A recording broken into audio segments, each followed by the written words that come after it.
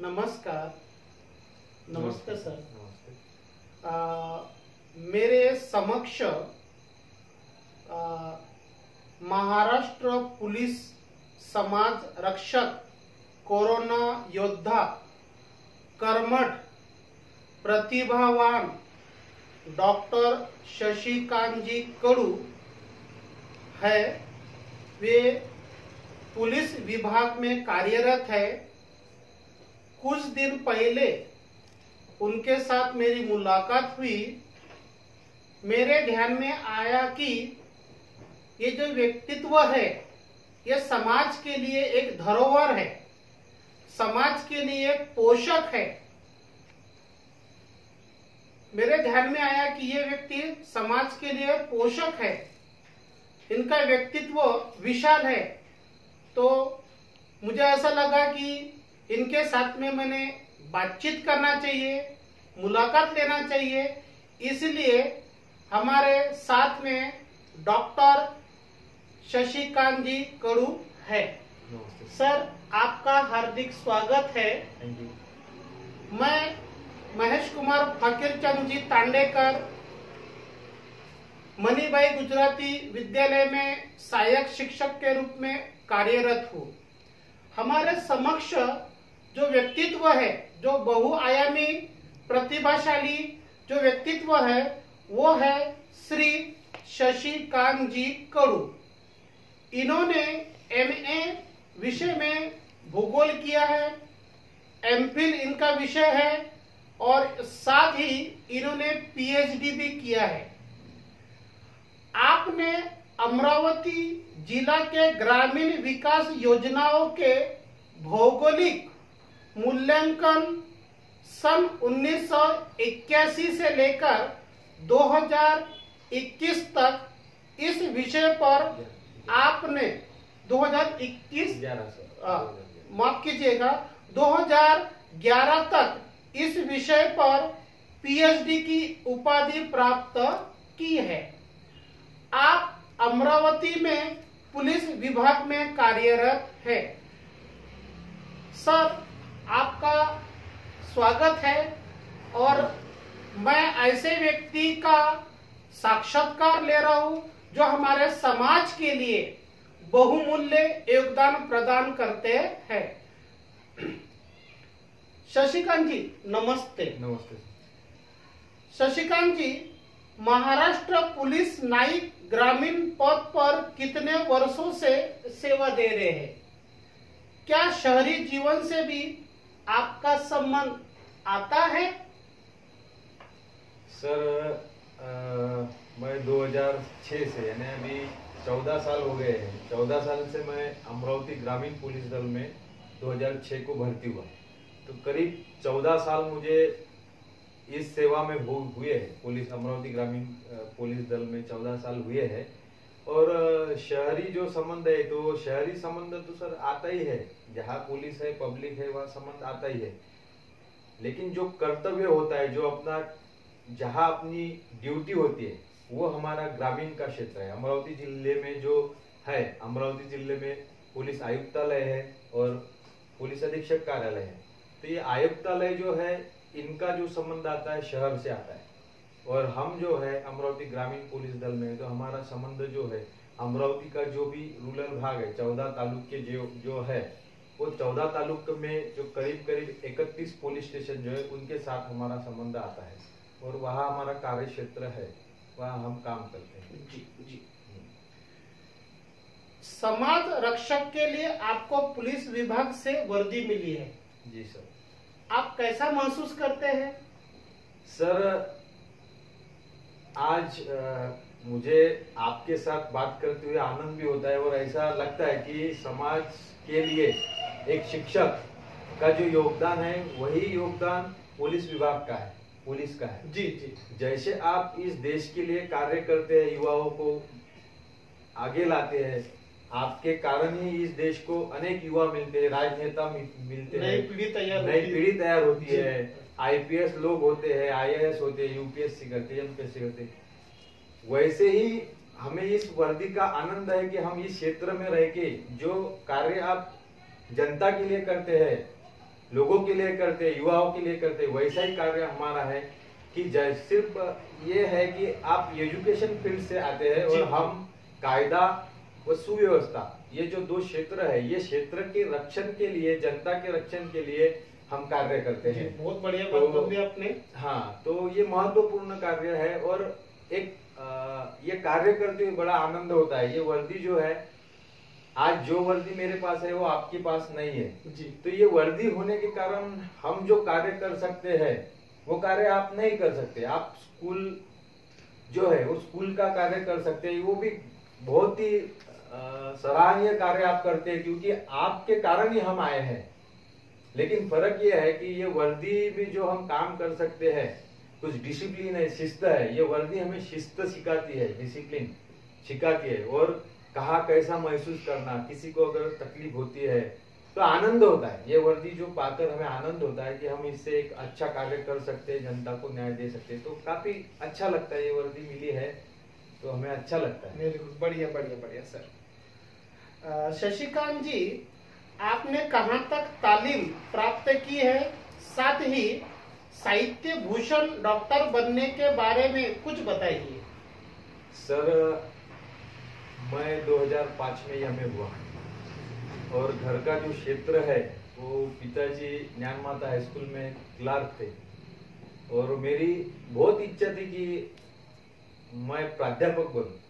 ये मेरी इच्छा थी कि शिक्षक बनना, ये मेरी एक चॉइस थी। मुझे शिक्षक बनना अच्छा लगता था, लेकिन साथ में कुछ घर की स्थिति भी रहती है।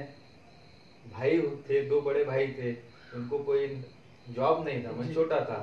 तो 2005 में ये एमए होने के बाद में ये भर्ती मैंने दिया, पुलिस भर्ती दिया, और पुलिस भर्ती देने के बाद में ये वर्दी मिली।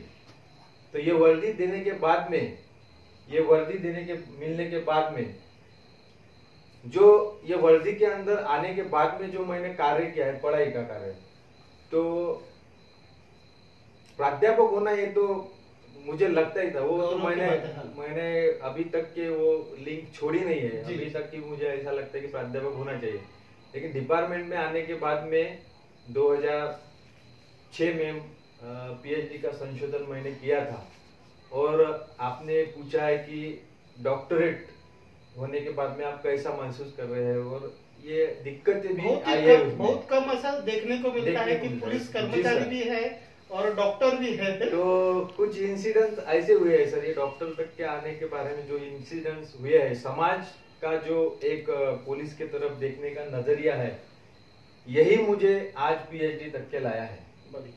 सर, मैं 2005 को पैट एग्जाम, 6 को पैट एग्जाम पास हुआ था, सिनाप्सिस दाखिल किया था, और तभी मैं एक पुलिस की भर्ती देने आया था। पुलिस की भर्ती एक इंटरव्यू था, तब इंटरव्यू था, तो मुझे ऐसा लगता था कि मैंने इंटरव्यू देना चाहिए, इसलिए पुलिस भर्ती के लिए आया था। और उसी टाइम सर मैंने पीएचडी का सिनॉप्सिस जो है दाखिल किया था। लेकिन ये भर्ती में आया तो वो एग्जाम ऐसी हुई भर्ती की कि जो ऑब्जेक्टिव पेपर था, लेकिन कोई ऑप्शन नहीं था। और उस टाइम एमए हुआ था तो एमपीएससी के क्लास वगैरह लगाए थे, 2-3 महीने हुए थे, तो वो कारण से मैंने एग्जाम क्लियर किया। क्लियर करने के बाद में पुलिस भर्ती में भी आया था, पुलिस भर्ती में ज्वाइन कर लिया, 2006 में ज्वाइन कर लिया। लेकिन ये जो टारगेट था, मुझे लगता था कि पीएचडी भी करनी चाहिए, क्योंकि मैंने सिनॉप्सिस तो मैंने किया था, सिनॉप्सिस दाखिल किया था। तो वो भर्ती होने के बाद में ट्रेनिंग शुरू हुआ। ट्रेनिंग शुरू होने के बाद में जो आरआरसी कमेटी होती है, पीएचडी का रिसर्च जो अपन करते हैं, उस टाइम जो अपना जो सिनॉप्सिस होता है सर, उसके बारे में जो इंटरव्यू होता है, वो इंटरव्यू में मुझे काफी कुछ अनुभव आया, जिसके कारण मैं पीएचडी तक के पहुंचा हूँ। कि पुलिस ट्रेनिंग में जब मैं था तब मुझे कॉल आया, तो इंटरव्यू को मैं गया। तो इंटरव्यू को गया तो पुलिस का जो ट्रेनिंग होता है वो ट्रेनिंग काफी हार्ड होता है। वो ट्रेनिंग करते समय कटिंग एकदम ऐसी एकदम बारीक कटिंग और हालत ऐसी, वो कंडीशन में मैं परमिशन लेके गया इंटरव्यू को। तो इंटरव्यू को जाने के बाद में सर मुझे कुछ वहाँ सवाल किए गए जो करना चाहिए। एक संशोधन कमेटी रहती है तो वो सवाल करेंगे, मेरे सिनॉप्सिस पे सवाल किए। तो उस टाइम ऐसा हुआ है सर कि मुझे प्रश्न पूछे गए, मैंने जो विषय के संबंध में प्रश्न थे वो दिए। प्रश्न देने के बाद में कुछ प्रश्न ऐसे पूछा गया कुछ कि आप पुलिस हो तो आप पीएचडी करके क्या करते हो, क्या करोगे? तो मैंने कहा सर मेरा इंटरेस्ट है, मैं पैट एग्जाम पास हूँ और मुझे ये करने की इच्छा है, और मेरा जो सब्जेक्ट था कि ग्रामीण विकास के ऊपर सब्जेक्ट था, तो मुझे ऐसा लगता था कि गांवों का विकास अभी हुआ नहीं, उसके ऊपर अपन ने कुछ करना चाहिए, और मैं भर्ती भी अमरावती ग्रामीण में ही हुआ था। तो 8 महीने कम से कम हुए थे भर्ती होकर, और वो सिनॉप्सिस दाखिल करने के बाद में आरआरसी कमेटी के सामने में आया था उस टाइम। तो वहाँ प्रश्न ऐसा किया गया कि आप पुलिस में हो तो आप पीएचडी करके क्या करना चाहते हो, तो मुझे ऐसा लगा कि यहाँ कुछ तो भी गड़बड़ है कि क्या एक पुलिस वाला पीएचडी नहीं कर सकता, ये बंधन क्यों है, ऐसा प्रश्न क्यों किया। तो सर वो इंटरव्यू हो गया, उन्होंने कहा ठीक है ओके। उसके बाद में सर 1 महीने बाद लेटर आया कि वो सिनॉप्सिस मेरा रिजेक्ट हो गया। तो मुझे काफी दुख हुआ उस बात का कि मेरा सिनॉप्सिस, अगर पीएचडी उस सब्जेक्ट पर होती है, हुई है, तो वो सिनॉप्सिस रिजेक्ट होने को है। हाँ, होने को। लेकिन मैंने कहा कि ये रिजेक्ट हुआ कैसे, इसके लिए कोई कारण, विशेष कारण होना चाहिए। तो कोई कारण उसमें नहीं आया था कि उसमें ऐसा लिख कर आया था कि आपने प्रश्नों के उत्तर वगैरह दिए नहीं और इस सब्जेक्ट में कुछ नावीन्य नहीं है, ऐसा कहा गया। मैंने बोला करना क्या, तो काफी मानसिक टेंशन में मैं वहां आया, और 2-3 दिन बाद मैं ट्रेनिंग छोड़कर चला गया था। ट्रेनिंग से चला गया था, मैं घर को चला गया था, अमरावती में ही था। तो जाने के बाद में घर को आया, तो घर को आने के बाद में मुझे पूछा गया कि क्यों आया। मैंने कहा कि मुझे पढ़ना है, मेरी इच्छा थी कि मैं पढ़ना चाहता था, और उसी टाइम मेरा Gondia government college Gondia BEd को भी नंबर लगा था सर। तो वो महसूस किया कि मैंने बोला अगर मुझे ऐसा किया जाता है तो मैं आगे कुछ कर नहीं सकूंगा।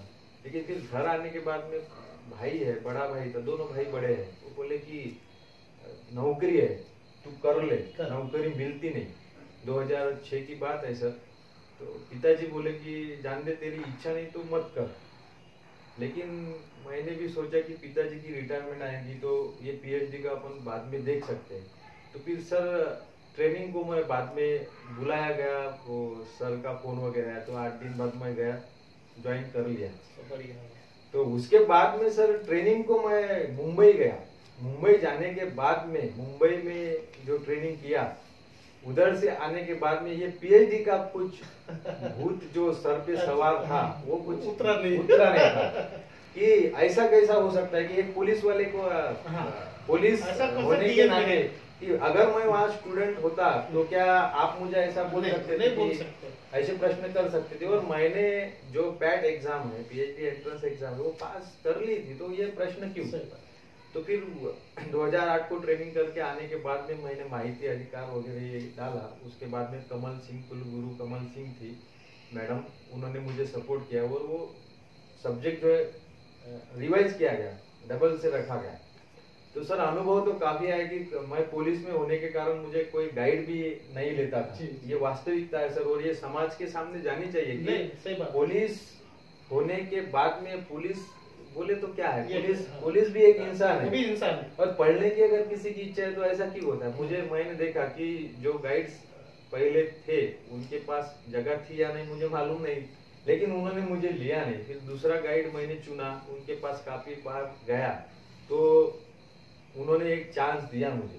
बढ़िया।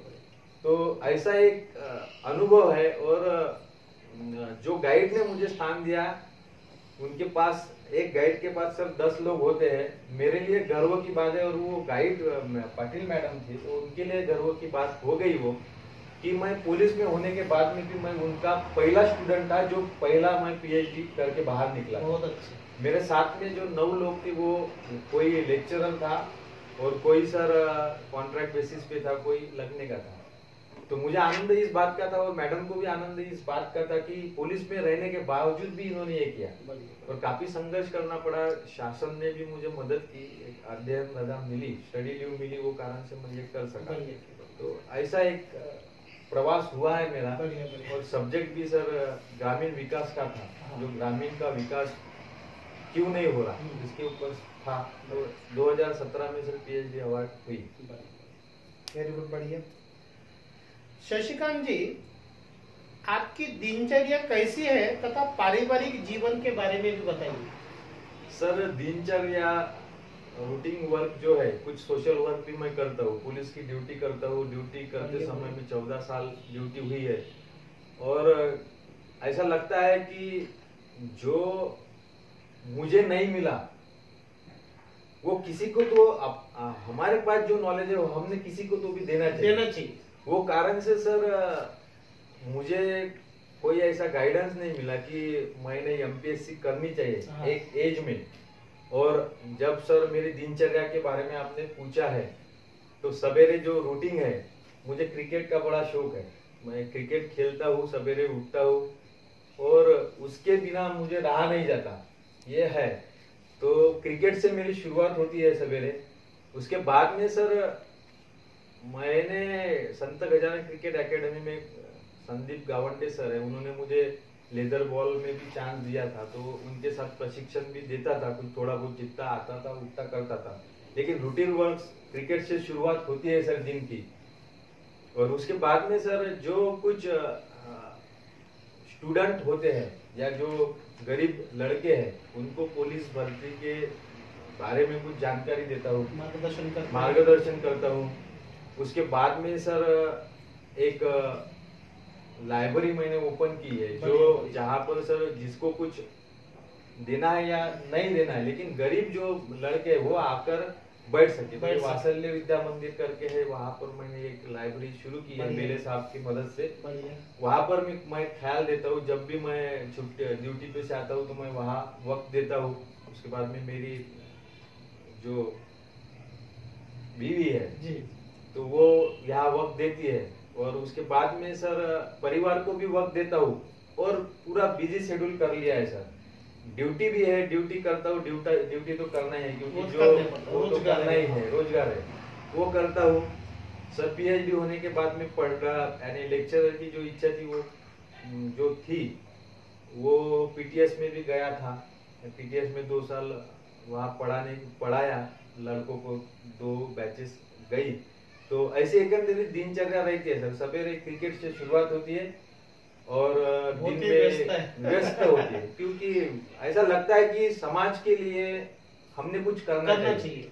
लोगों के पास बहुत कुछ होता है सर, पैसा होता है, नॉलेज होता है, लेकिन वो देते किसी को नहीं, समाज के लिए देते नहीं।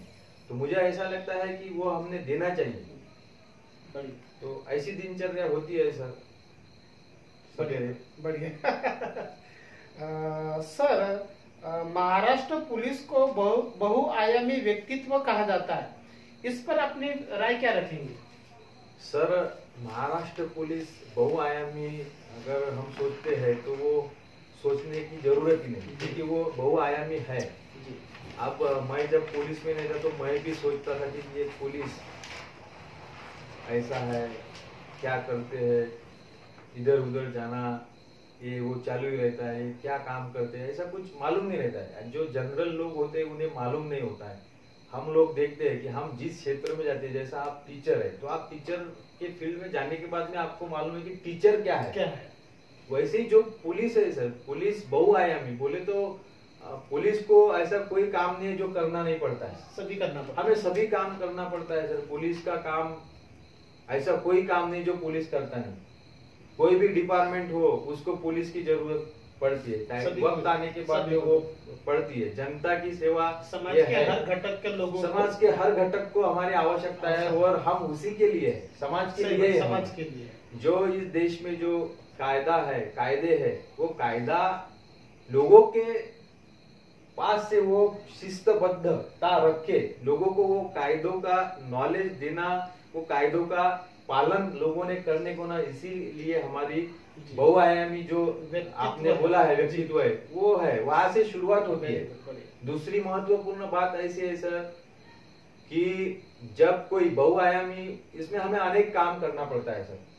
कोई अगर हम देखते हैं कि कोई एक आधी ऐसा बेवारस लाश वगैरह होती है, जो डेड बॉडी होती है, जिसका कोई नहीं होता है, उसका अंतिम संस्कार भी हमें करना पड़ता है। काफी लोगों को मालूम है नहीं है ये हमें नहीं पता, लेकिन जो बेवारस लाश मिलती है उनका अंतिम संस्कार हमें करना पड़ता है। लेकिन उसका भी कुछ नियम है, नियम। वो नियम के मुताबिक हमें करना पड़ता है, कार्य करना पड़ता है। ऐसा नहीं है कि एक लाश मिली उसको लेके गए, उसको जला डाला, अंतिम संस्कार, वो नहीं है। क्योंकि सर हम कायदा इस विभाग से आते हैं, और एखादी लाश अगर मिलती है तो वो उसका मृत्यु कैसे हुआ ये जानकारी हमें लेना पड़ता है।